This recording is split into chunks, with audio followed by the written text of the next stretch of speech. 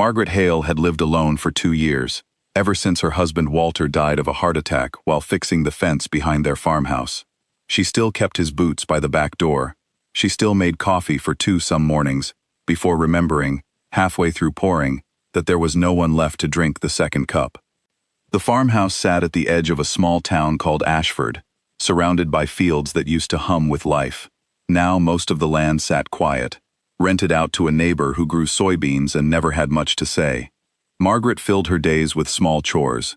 She fed the chickens. She mended what she could. She avoided the 2 upstairs rooms that still held Walter's clothes, his books, the smell of him that refused to fade. The town knew her as a polite woman who kept to herself. She waved at people in the grocery store and asked about their children, but she never lingered. Grief had made her careful with her heart, the way a person becomes careful with a wound that has not fully healed.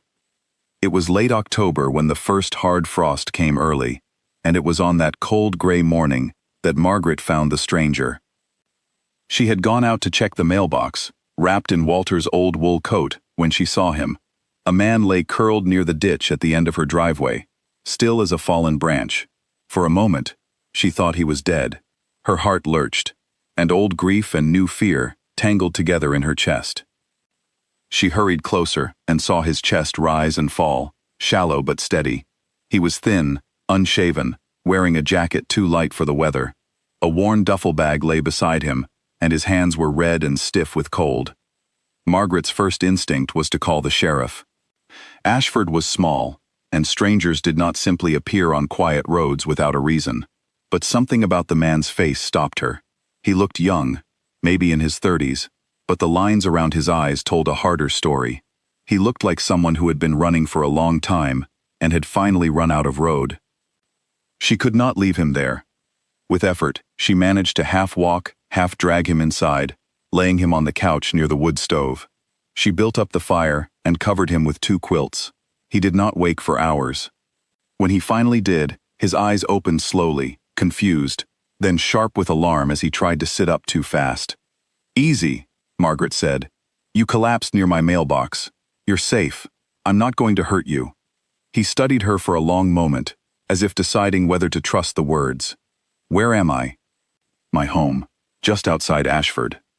He looked at the fire, at the quilts, at his own hands, and something in his shoulders loosened, though his eyes stayed guarded. "Thank you," he said quietly. "I'm Sam."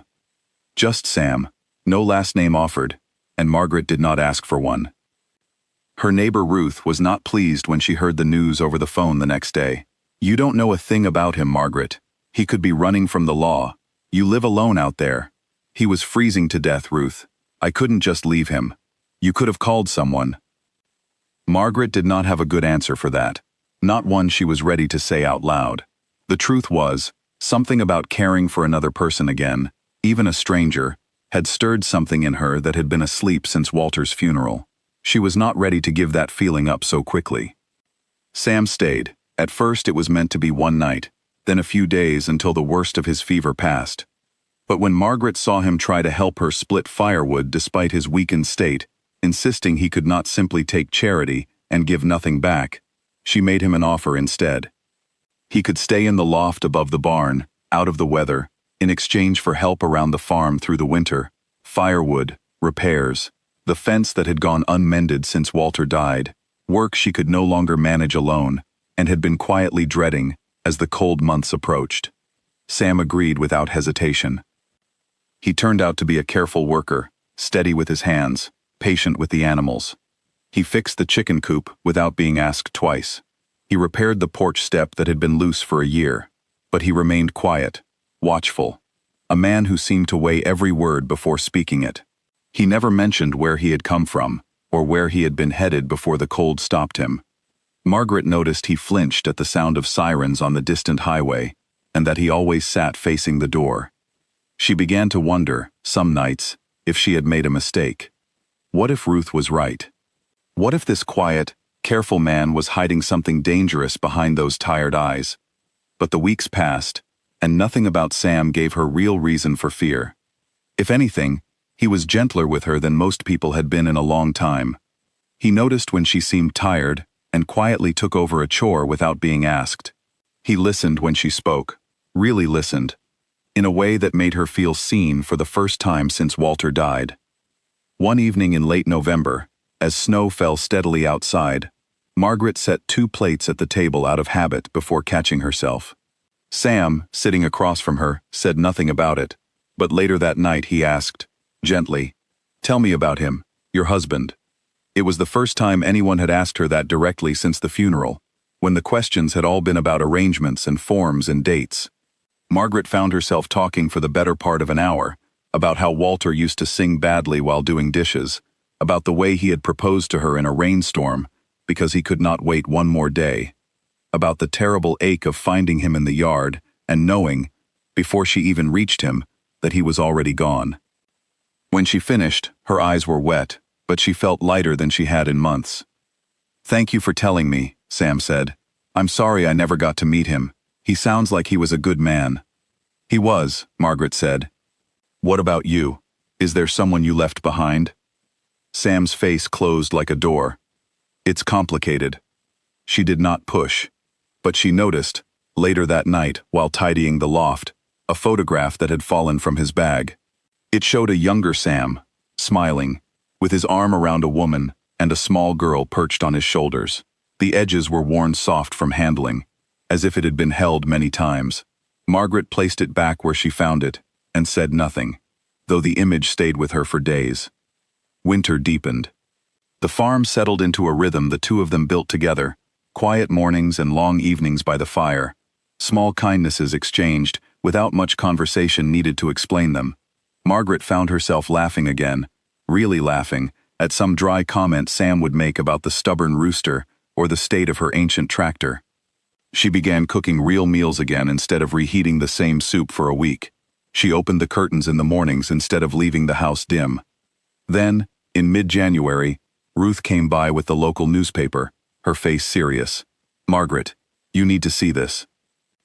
The article was small, buried on an inside page, about a man named Samuel Whitfield who had gone missing from a town 2 states away, following the death of his young daughter in an accident the previous spring. His wife had asked anyone with information about his whereabouts to come forward. The photo in the article, though older and grainier, was unmistakably Sam. Margaret's hands trembled as she read it. That evening, she waited until Sam came in from the barn, snow still on his shoulders, and set the newspaper on the table between them. Sam went very still. For a long moment he said nothing, staring at the article as if it belonged to someone else's life. "Is it true?" Margaret asked quietly. "Yes," he said, his voice rough. "My daughter, Emily. She was 6. There was an accident, a car accident, and I was driving. I walked away without a scratch. She didn't."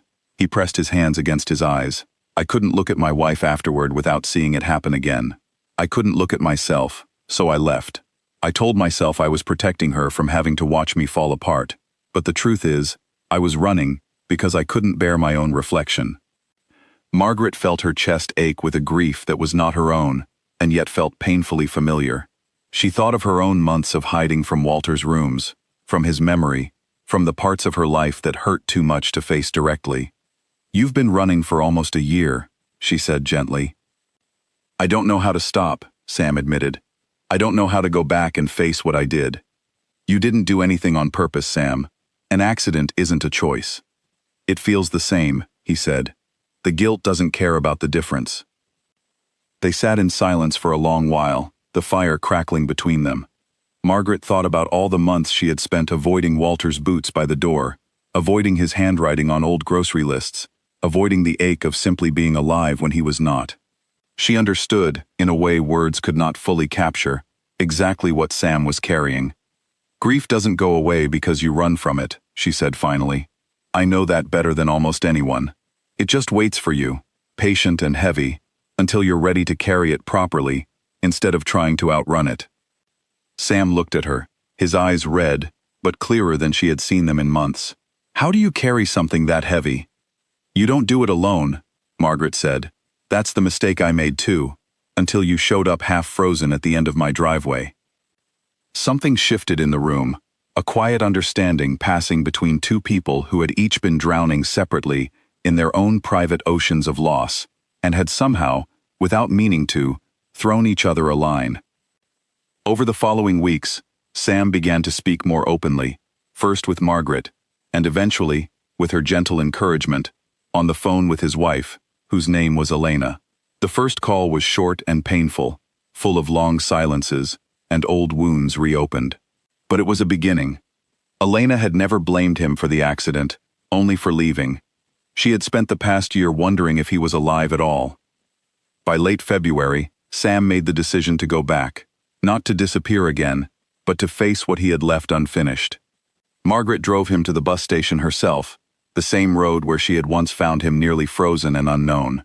"You don't have to do this alone either," she told him at the station, echoing his own advice back to him. "Call me. Let me know you're all right." "I will," Sam said. He hesitated, then hugged her, something he had never done before. "Margaret, you gave me a place to stop running. I don't think I would have made it through this winter without you." "You gave me something too," she said, her voice thick. "You gave me a reason to open the curtains again."